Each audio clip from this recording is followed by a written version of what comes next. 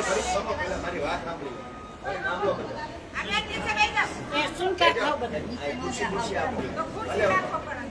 સાંભળવાનું છે જોવાનું પેલા તો બધા અહીંયા આવ્યા એ બદલ બધાનું સ્વાગત છે. આટલી બધી બહેનો તૈયાર થાય આવવા હાટું આજની તૈયાર થાય મોકલવા હાટું એ બધું અઘરી વાત છે. પણ તોય તમે બધા અહીંયા આવ્યા મને બહુ ગમ્યું અને તમારા બધાનો ખૂબ ખૂબ આભાર અને ગાંધીનગરમાં સ્વાગત. આપણા ગામમાં તો આપણે બધા ગંદા ગંદા થઈ ગયા છે.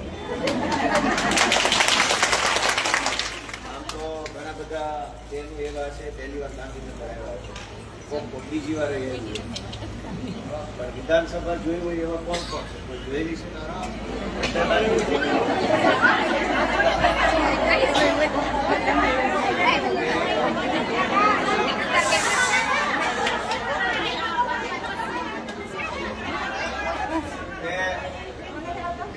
તમે બધાએ મને આશીર્વાદ આપ્યો અને હું ચૂંટણીમાં ધારાસભ્ય બન્યો એટલે મને એવી સત્તા મળે કે હું કોઈ પણ વિધાનસભા લઈ જઈએ. અહીંયા સહી કરીને કાગળ આપું ધારાસભ્ય તરીકે તો એમ કહું કે અમારી બહેન ભાઈ વાજી હું જ્યાં તમે લઈ જઈએ એ સત્તા આમ અત્યારે સહી મારી છે પણ આમ મારી સત્તા નથી. બટન દબાવો તો હાલે, તમારે નવી ન હાલે. એ સત્તા તમારી છે. એટલે હું જ્યારે ચૂંટણી જીત્યો તો મને મનમાં એમ વિચાર થયો કે બહેનો માટે તો આપણે બીજું શું કરવાનું?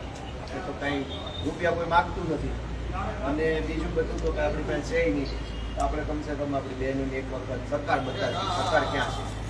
આટલા વર્ષોથી સરકાર બોલતા આવીએ પણ જોઈ તો કોઈ નથી સરકાર છે ક્યાં. નેતા જોયા, મંત્રી જોયા, અધિકારી જોયા પણ સરકાર ક્યાં છે? એટલે આજે આપણે સરકાર જોવાની. વિધાનસભામાં આમ બે ભાગ હોય, સચિવાલય વિધાનસભા અને સચિવાલય બે ભાગ અલગ હોય. ત્યાં તમને ખબર નહીં પડે અલગ અલગ.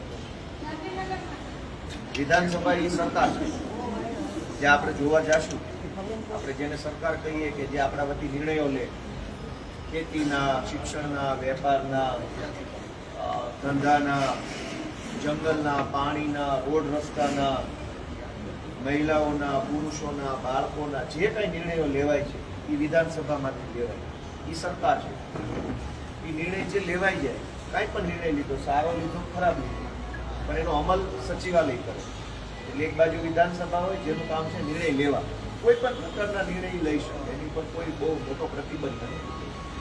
જે નિર્ણય વિધાનસભા દ્વારા લેવામાં આવે એનો અમલ સચિવાલય દ્વારા કરવામાં આવે. સચિવાલયના વિશાળ મોટા મોટા બિલ્ડિંગો છે. આપણે જે વિધાનસભા જોવા જઈએ છીએ એ વિધાનસભામાં ખૂબ મોટી જગ્યા છે. તમે એક દિવસમાં તો હાલીની ન પહોંચો, ગાડી લઈને એક દિવસમાં ન પહોંચો, એટલું વિશાળ જગ્યા છે. બીજું કે આ ગાંધીનગર અહીં બધા આખા ગુજરાતના સૌથી મોટા મોટા માણસો હોય, નેતા, અધિકારી, વિદ્યાવાળા, બધા જ મોટા મોટા માણસો અહીંયા રહે. એટલે તમે જોશો તો અહીંના રોડ બહુ સારા છે, ચારે બાજુ નકરા ઝાડવા જોશે, ક્યાંય તમને મોડી વસ્તુ જોવા નહીં મળે. સાફ સફાઈ ખૂબ મોટા પાયે સારી છે, ટ્રાફિક ક્યાંય નહીં હોય, ઘોંઘાટ નહીં હોય ચારો તરફ, એટલું બધું સારું છે. કંઈક થોડુંક ચોમાસાના કારણે બાકી છે, બાકી લાગતમાં કશું જ ખરાબ નહીં હોય. આપણે સુરતે જોયું છે, આપણે અમદાવાદે જોયું છે, આપણે જ્યાં રહીએ છીએ તો કેટલી ટ્રાફિક ને ટે કર્યા કરતા હોય, ધક્કા મૂકી હોય, ટોળા હોય, એવું અહીં લગભગ નહીં હોય. એનો એક અર્થ એવો છે કે જ્યાં સરકાર બેસે છે, જ્યાં નેતા બેસે છે, ત્યાં એને બધું સારું આવે છે અને આપણે હાટવા એટલે કાંઈ નથી. જો ગાંધીનગરના રોડ સારા હોય, ગાંધીનગરમાં ટ્રાફિક ન હોય, ગાંધીનગરમાં ગંદકી ન હોય, ગાંધીનગરમાં પાણી ન ભરાય, ગાંધીનગરમાં ટ્રાફિક ન થાય, ગાંધીનગરમાં હકડાશ ન થાય, આ કોઈ વસ્તુ મળી નહીં હોય. તમે જોશો તો તમને ગમી જશે બધું. એમ આવું હોય કેવું સારું, એવું જ સારું એના એ જ લોકો એની હાટો કે આપણે હાટો ન કરે. એટલે તમે એ બધું ધ્યાનમાં રાખજો. સરકાર તો જોશો પણ વ્યવસ્થા જોજો. કેટલા ઝાડવા આજે આપણે સુરત અમદાવાદમાં આપણા બધા જાજા છે, ક્યાંય સારું ઝાડવું જોવા નથી મળતું. નકરા ઊંચા બિલ્ડિંગ ચારે બાજુ હાંકડી જગ્યા ટુ વ્હીલ મૂકવાનો માર્ગ ન મળે. આપણી હાટું આવું બનાવી જાય, એની હાટું કેવું બનાવ્યું છે તેમ જોજો. મંત્રીઓના બંગલા, મુખ્યમંત્રીના બંગલા, ગવર્નરના બંગલા, 10-10 વીઘામાં બંગલાઓ છે એક માણા માટે, અને એની અંદર 300 તો નોકરો હોય એક માણામાં. લુગડા ધોવાવાળા, થેલા પકડવાવાળા, મોબાઈલ પકડવાવાળા, ધોતિયું પકડવાવાળા બધા નોખા બધાના પગાર હોય. એની પગાર એ 50,000 રૂપિયા હોય ખાલી. થેલો પકડવાનો પગાર 50,000. આ બધા બહુ વૈભવી જીવન જીવે છે. આપણને ખબર જ નથી કે આપણા મનથી જે કાંઈ જાય છે આ શું કરે છે. તો તમે મને ચૂંટણી જીતાડો, મેં તો એટલું નક્કી કર્યું કે આ બધાનો ભાંડો ખોટા આ લાવી લાવી બતાવી દઉં. લાવી બતાવી દઉં આવું કરે. આપણી હાથ કેવું છે એની હાથ કેવું છે. એટલે મેં કીધું બધા બહેનો આવે, જોવે, જાણે, તમારી નજરે જોવો, તમને ખબર પડે કે હાલે છે. હા આપણા બધા ના એટલે ઈ આ તમે જોશો તો તમને ગમશે. હવે અહીંથી અત્યારે આપણે ધીમે ધીમે બધા બસમાં બેસીએ એટલે પહેલા વિધાનસભામાં જાશું. લગભગ બધાનું આધાર કાર્ડ માગે કે ન હરેક છૂટકે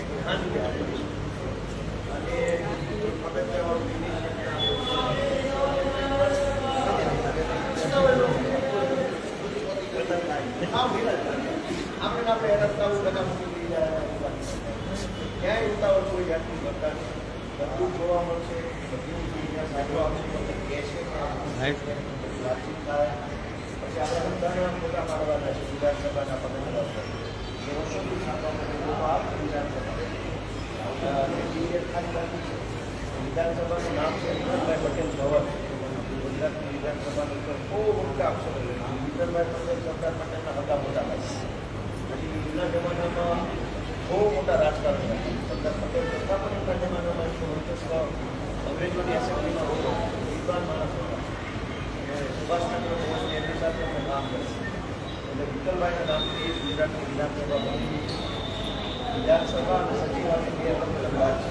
સચિવોનું કામ એનું જૂનું નામ હતું સરદાર વલ્લભભાઈ પટેલ. નામ નરેન્દ્રભાઈ આવ્યા સંદીપ વલ્લભભાઈ નામ સરદાર વલ્લભભાઈ નામ બતાવી વિઠ્ઠલભાઈનું નામ એટલે આ ગુજરાતની વિધાનસભા તો બાકી વિધાનસભા જોઈને લગભગ આપણે બધાનું ભગવાનનું જમવાનું સમય એવું હોય તો પાછા અહીંયા આવી બધા કાર્યક્રમ જોઈ લેવાવાળા.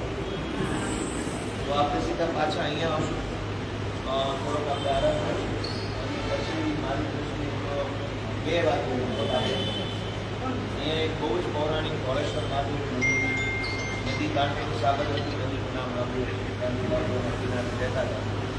બહુ અતિ પૌરાણિક મંદિર ઘોળેશ્વર મહાદેવ. અને આજે આ દીવાવટ ચાલે છે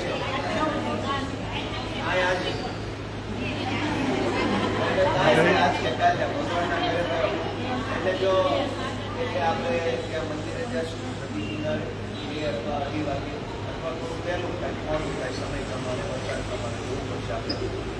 એ મંદિરે કલાક જેવા આપણે દર્શન કરી નદી કાંઠે અને 3-3:30 આસપાસ અક્ષરધામ મંદિર બહુ મોટું છે ગાંધીનગર એમાં લઈ જવા બધા. અક્ષરધામ મંદિરમાં 2 બાબત છે.